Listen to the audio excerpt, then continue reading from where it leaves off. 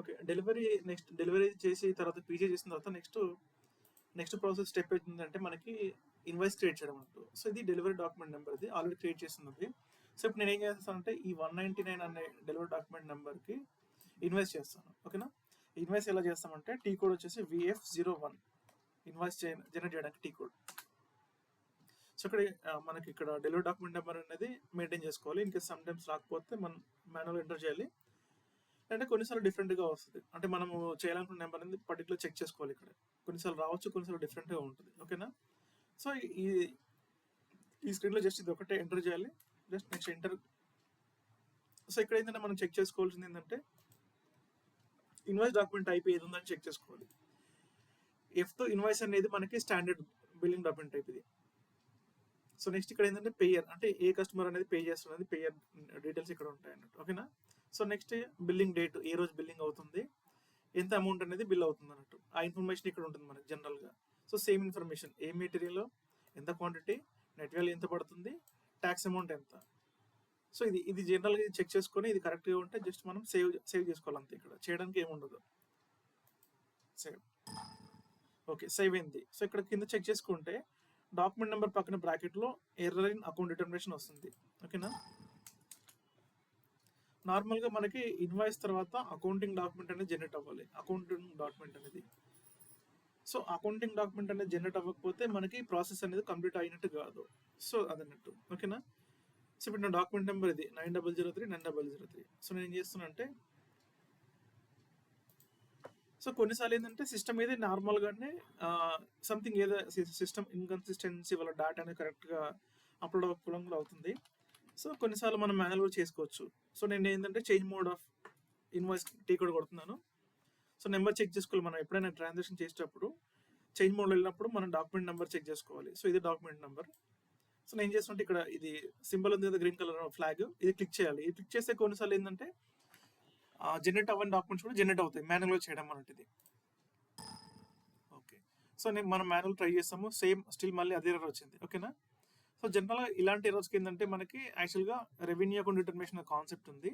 So అక్కడ కొంచెం topic పెద్దగా ఉంటుంది. సో అక్కడ మనం మెయింటైన్ చేస్తే మనకి ఇక్కడ ఈ ఎర్రర్ అని రాదు. సో యాజ్ ఆఫ్ మనం ఏం చేద్దామంటే సింపుల్గా ప్రజెంట్ దీన్ని సింపుల్గా చేసుకోవడానికి టీ కోడ్ ఉంది /n VKOA వచ్చేసి మనకి జిఎల్ అకౌంట్ మెయింటైన్ చేసుకోవడానికి. ఓకేనా?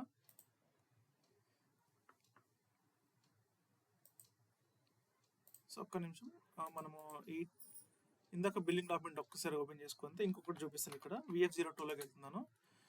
సో డాక్యుమెంట్ ఎంటర్ చేశాను, లోపలికి వచ్చాము. ఇక్కడ ఎన్విరాన్మెంట్ క్లిక్ చేసుకుంటే ఇక్కడ మనకి అకౌంట్ డిటర్మినేషన్ అనాలిసిస్ ఉంది కదా, ఇది క్లిక్ చేసుకున్న తర్వాత నెక్స్ట్ రెవెన్యూ అకౌంట్స్ క్లిక్ చేయాలి. ఓకే, ఇక్కడ మనకి ఏం ఇన్ఫర్మేషన్ వస్తుందంటే యాక్చువల్ అకౌంట్ డిటర్మినేషన్ అది ఏ ప్రొసీజర్ ఉంది, అందులో అసలు కండిషన్ టైప్స్ ఏమున్నా ఇన్ఫర్మేషన్ వస్తుంది. ఓకేనా? 10, 20, 30, 40 ఉంది కదా. ఫర్ ఎగ్జాంపుల్ నేను 10 క్లిక్ చేశాను. ఇక్కడ మనకి ఇన్ఫర్మేషన్ ఏముంది, డిస్క్రిప్షన్లో నో జిఎల్ ఫౌండ్ అని వచ్చింది.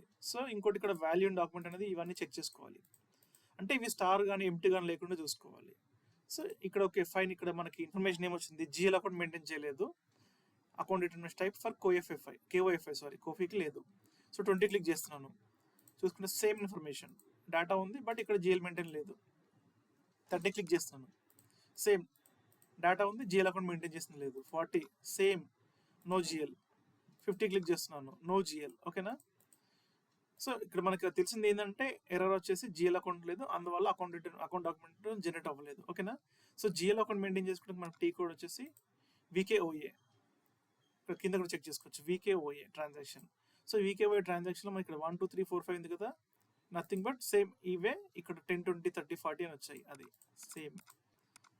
ఓకేనా? సో ఇక్కడ VKOA వెళ్ళిన తర్వాత నేను ఏం చేస్తున్నాను, సింపుల్గా 4 అనేది 4th సెలెక్ట్ చేసుకుంటాను, డబుల్ క్లిక్ చేస్తున్నాను.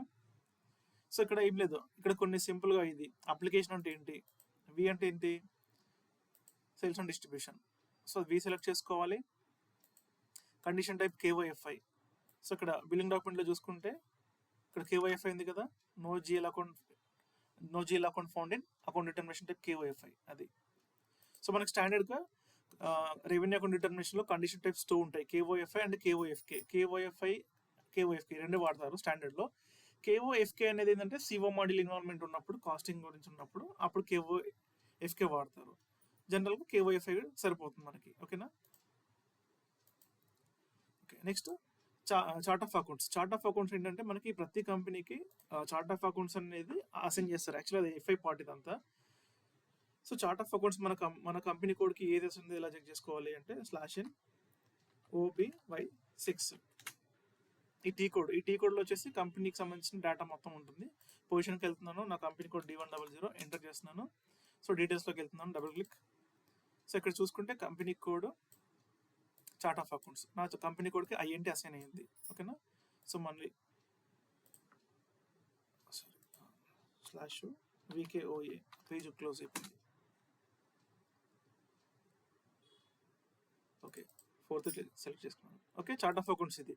సేల్స్ ఆర్గనైజేషన్ అంటే మన కంపెనీకి సంబంధించి అసైన్ చేసిన సేల్స్ ఆర్గనైజేషన్. ఓకేనా. పొజిషన్కి వెళ్తున్నాను, ఇక్కడ అప్లికేషన్ చెక్ చేసుకుంటాను అసలు కాంబినేషన్లో ఉందా లేదా. AOFI, next chart of accounts INT, తర్వాత సేల్స్ ఆర్గనైజేషన్ D100. ఓకే, ఇక్కడ చెక్ చేసుకుంటే సమ్ ఎస్తో ఉంది, నెక్స్ట్ C ఉంది. సో నాకు సంబంధించిన లేదు. సో లేకపోతే ఏం చేయాలంటే మనం న్యూ ఎంట్రీ మెయింటైన్ చేయాలి. న్యూ ఎంట్రీస్ క్లిక్ చేస్తున్నాను, application condition type KOFI, chart of accounts INT, sales organisation D100. So GL account ఒకటి మెయింటైన్ చేయాలి. ఓకేనా. ఈ GL అకౌంట్ నార్మల్గా కొత్తదేం పెట్టుకోకండి, జనరల్గా ఇది స్టాండర్డ్గా ఉంటుంది, ప్రతి SAP సర్వర్లో ఉంటుంది. జస్ట్ ఇది పెట్టుకుంటే సరిపోతుంది. ఎంటర్, సేవ్, మళ్ళీ ఎంటర్. ఓకే, సో ఇప్పుడు ఏం చేస్తున్నాను, మళ్ళీ ఒక్కసారి డాక్యుమెంట్ ఓపెన్ చేస్తున్నాను చేంజ్ మోడ్లో. మళ్ళీ ఒకసారి మాన్యువల్గా ట్రై చేద్దాం ఒకసారి. సో ఈ ఫ్లాగ్ని క్లిక్ చేస్తున్నాను. ఓకే, సంథింగ్ ఇంకా డిఫరెంట్గా వచ్చింది. ఆ ఎర్రర్ పోయింది, వేరే వచ్చింది. Error in account determination, table T030K and కీ INT and chart of accounts. ఈ MWS అనేది మనకి అకౌంటింగ్ కీ అన్నట్టు. సో ఈ Y1 అనేది నేను ట్యాక్స్ కోడ్ అనేది మెయింటైన్ చేసాను యాక్చువల్గా. సో ఈ ట్యాక్స్ కోడ్ ఏంటంటే ఇక్కడ టీ కోడ్ వచ్చేసి FTXP. ట్యాక్స్ అమౌంట్ అనేది మనకి పాస్ కోవడానికి ఒక ట్యాక్స్ కోడ్ అనేది మెయింటైన్ చేయాలి. కంట్రీ IN, ఇండియా కంట్రీకి నేను Y1 అనేది క్రియేట్ చేశాను అవుట్పుట్ ట్యాక్స్కి. ఓకేనా. సో దీనివల్ల ఎర్రర్ వచ్చింది. సో అవుట్పుట్ ట్యాక్స్ ఇది MWST ఉంది చూడండి. MWST ఇక్కడ ఎర్రర్లు చూసుకుంటే చూడండి, chart of accounts INT and MWS and Y1 చూడండి, MWS Y1. సో దీనికి ఇక్కడ ఏమని వచ్చింది యాక్చువల్గా. సో ఎర్రర్ ఇక్కడ హెల్ప్ క్లిక్ చేద్దాము, ఇంకొంచెం డీటెయిల్గా మనకి రీజన్ అనేది తెలుస్తుంది. ఓకేనా.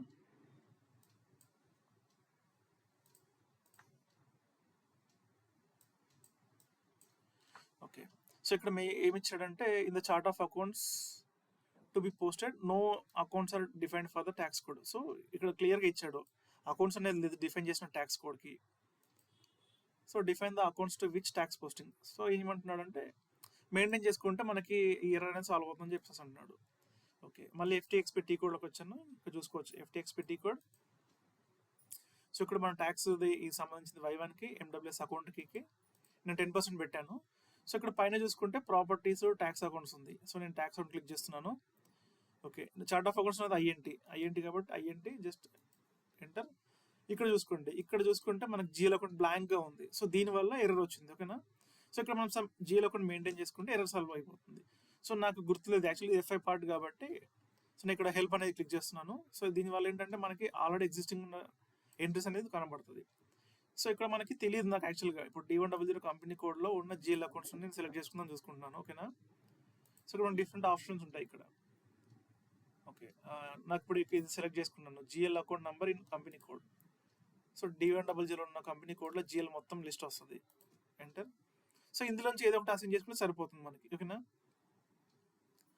సో ఫర్ ఎగ్జాంపుల్ అంటే కొంచెం FI వాళ్ళది ఉంటుంది మనకి. యాజ్ ఆఫ్ నౌ ఇప్పుడు ఈ ఎర్రర్ అనేది సాల్వ్ చేసుకొని పెట్టుకోవడానికి సంథింగ్ ఏదో ఒకటి పెట్టేసుకుని సరిపోతుంది. సో టైమింగ్ మనకి ఇది వెళ్ళిపోతుంది.